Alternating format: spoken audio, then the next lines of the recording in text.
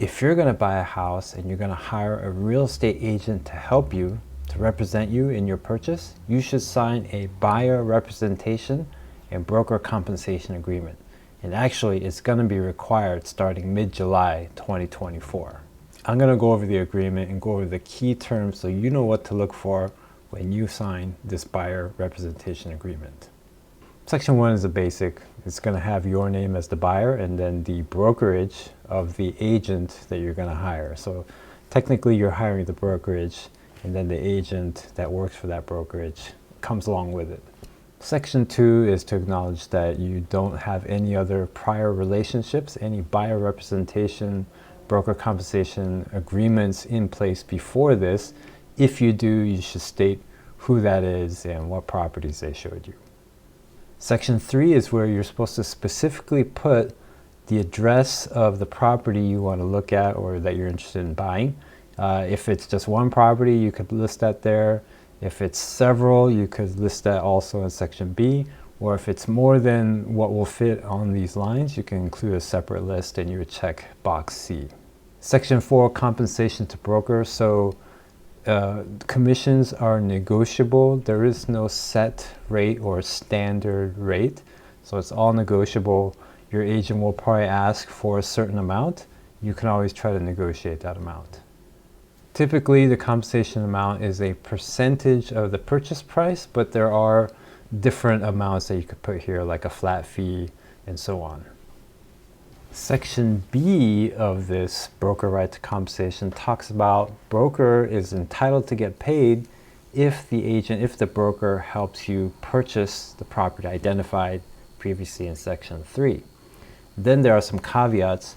Broker is going to get paid even if the broker somehow didn't get involved in the transaction. So let's say broker showed you the properties listed, and if for some reason you went with another broker, and then that other broker helped you actually finish or complete the sale, the broker you signed this agreement with will still get paid. So it talks about these caveats here. So you got to be careful. If you sign an agreement and you decide and you don't cancel it and you go work with another broker who helps you buy the house, you're still going to owe this first broker. So you might have to pay twice. So you don't want to do that. So once you sign this broker agreement, you want to make sure you stick with that agent. If you decide you don't want to work with that agent, make sure you get the cancellation in place.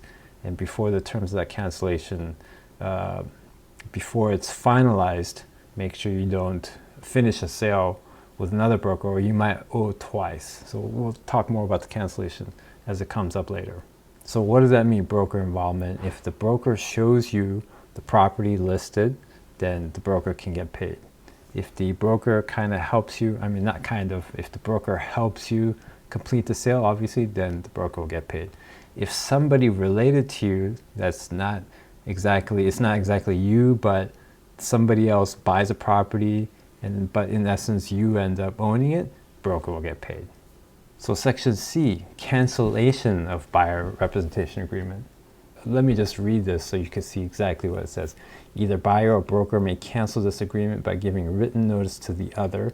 This agreement shall be terminated, if paragraph 4B1 applies upon receipt of the notice, or, and you could check this box and put in a certain number of days after receipt, or if paragraph 4B2 applies, 30 days after the receipt of the notice. So this is where you got to make sure the cancellation is really complete before you actually close on a sale of the same house that might be listed.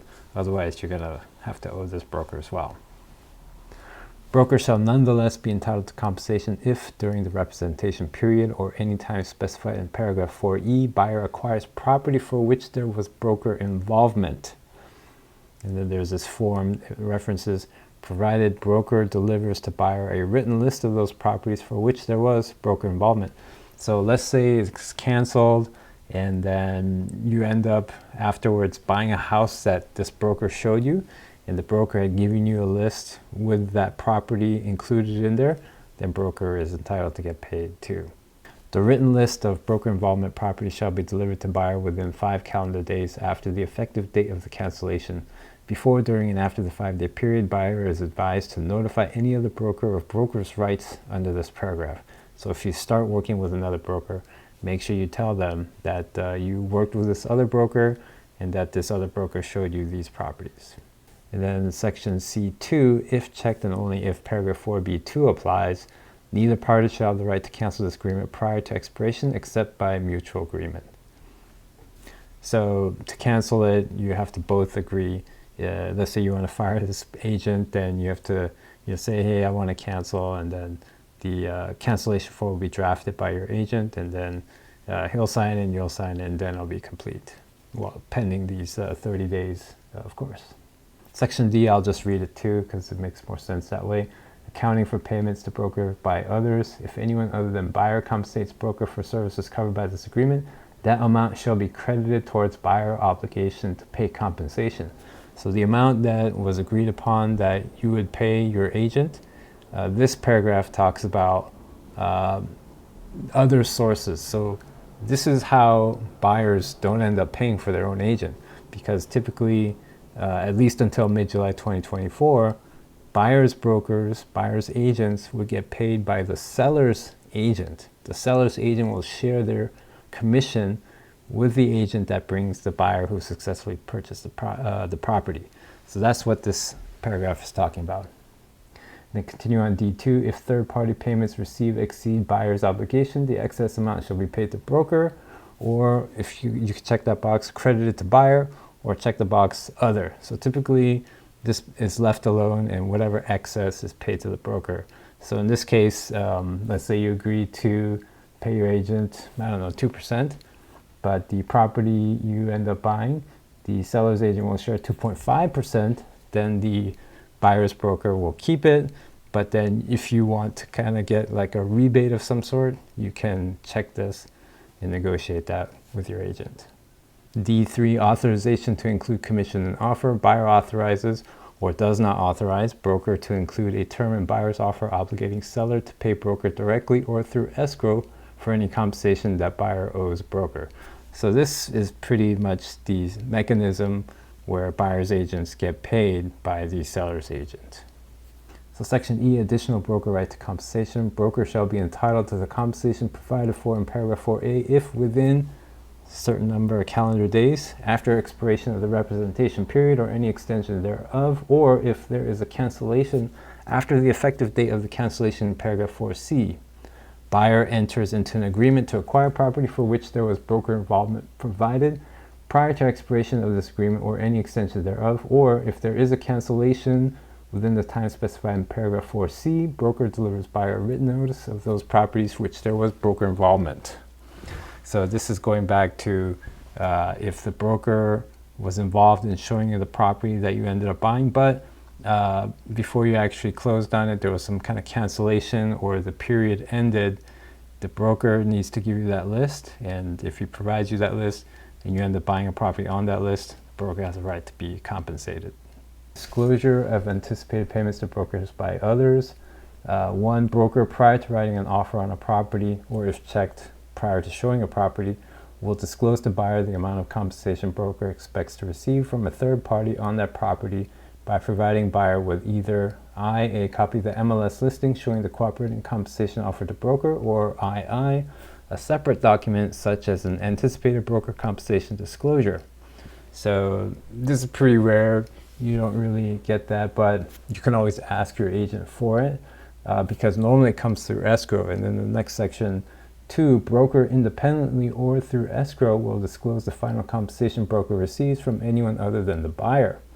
And so as you're going through escrow, one of the forms escrow will ask you to sign is a broker compensation form, and it'll show exactly how much each side, the seller's agent and the buyer's agent, or the seller's brokerage and the buyer's brokerage, is going to get in commissions.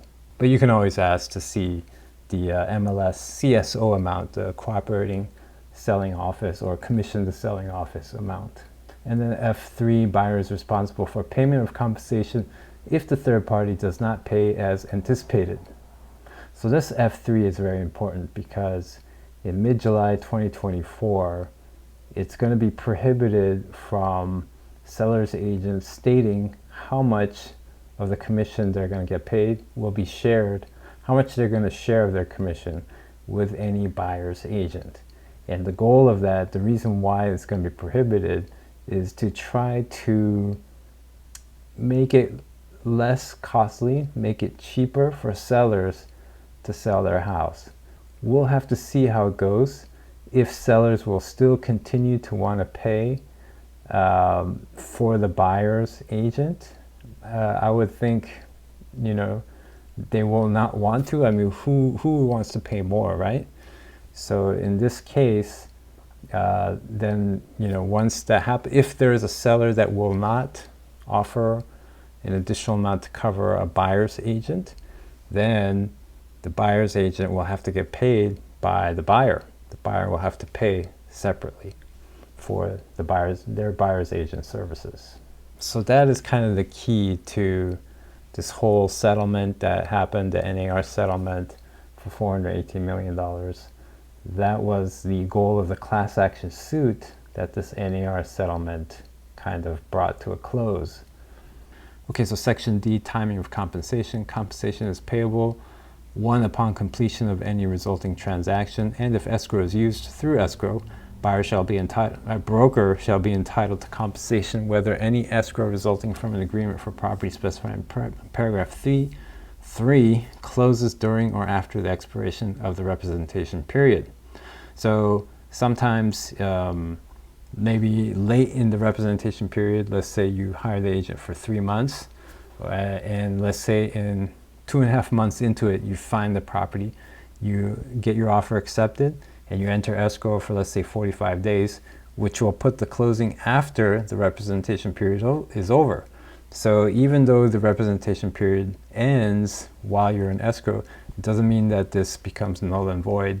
Your agent will still get paid through escrow, even though it's over, even though your representation period, the term of this agreement is over. G2, if acquisition is prevented by default of buyer upon its buyer default. So if you are going through escrow and there are some contingencies in your purchase agreement, and you clear all those, and then you're down to the final stretch to close the purchase, but for some reason you decide to cancel, then at that point, even though you cancel it, your agent is owed compensation. Your agent has to be paid. That's what this is about. And then G3, if acquisition is prevented by a party to the transaction other than buyer, when buyer collects damages by suit, settlement, or otherwise, compensation shall equal 1/2 of the damages recovered, not to exceed the compensation provided for in paragraph 4A, after first deducting the unreimbursed payments, credits, and expenses of collection in suit, if any.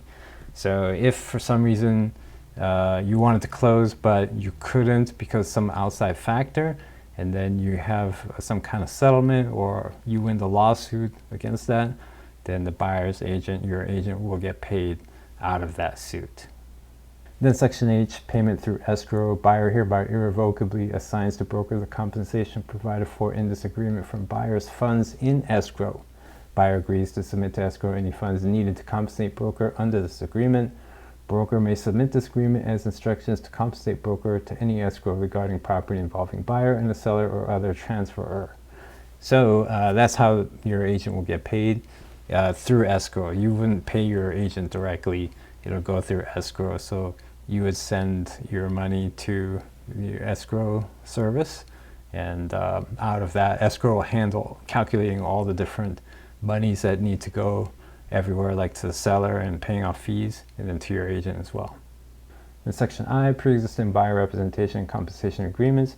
If buyer acquires a property during the time buyer is obligated to compensate another broker identified in paragraph 2, broker is neither entitled to compensation under this agreement nor obligated to represent buyer in such transaction. So at the beginning where you listed if you had any prior broker representation relationships and any properties that you were shown, if you listed those and you end up buying those, then you would not have to owe the broker you hire through this agreement. Then Section 5 talks about agency relationships. Before any purchase agreement, any listing agreement, any buyer representation agreement, you will be presented with a disclosure of agency relationships, which spells out what the fiduciary duties are of an agent that you hire, and whether that agent is representing you as a buyer or as a seller, then the duties that are involved there.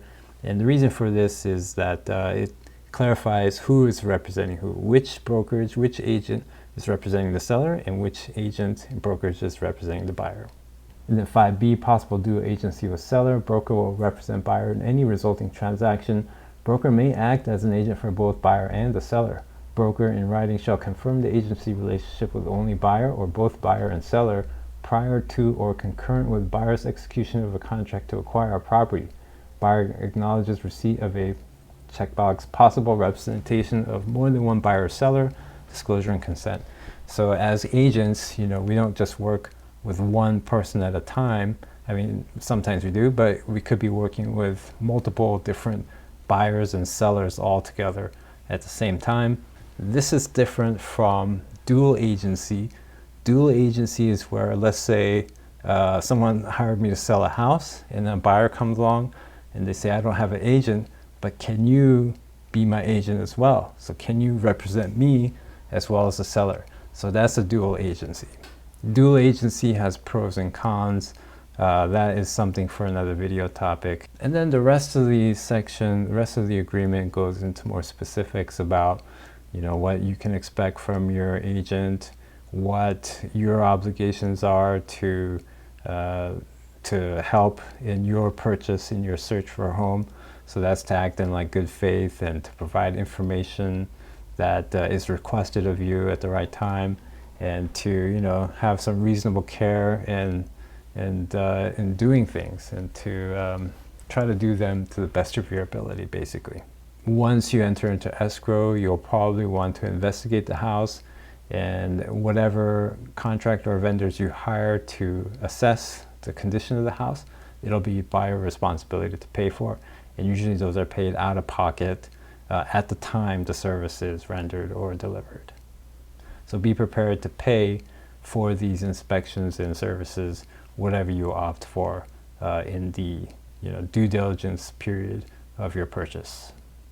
Then section 8 and 9 deals with if things should not go right and some kind of dispute arises, and how it will be handled in terms of attorney's fees and dispute resolution. Typically mediation is preferred just because it's going to be cheaper.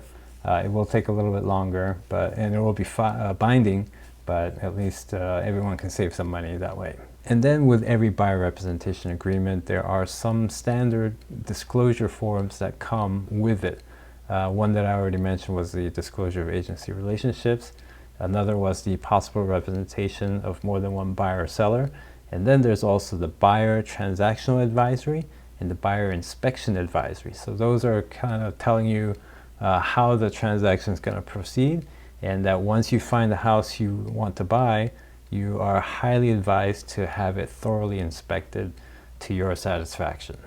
All right, well, I hope that was very helpful and informative. If it was, please click like and subscribe for more content. If you're looking to buy a house, I highly encourage you to try to buy before mid-July 2024. I know that's easier said than done because you have to first identify the house, and there's not a lot for sale right now. But starting mid-July 2024, it's very highly likely that buyers will now have to pay for their own agents. I mean, you always kind of had to, but a lot of times, as discussed in this agreement, the buyer's agent was paid from the seller's agent, thereby taking care of the buyer's obligation to pay their broker. So in any case, if you find that property, try to enter into it before mid-July, because it's very possible the cost of buying will go up, because buyers will most likely have to pay for their buyer's agent. If you want to get a copy of this buyer representation broker compensation agreement, check the description for a link to a free download. This is dale.shin, LA area realtor. Click the link in the description to find out more about how I can help you in your next purchase.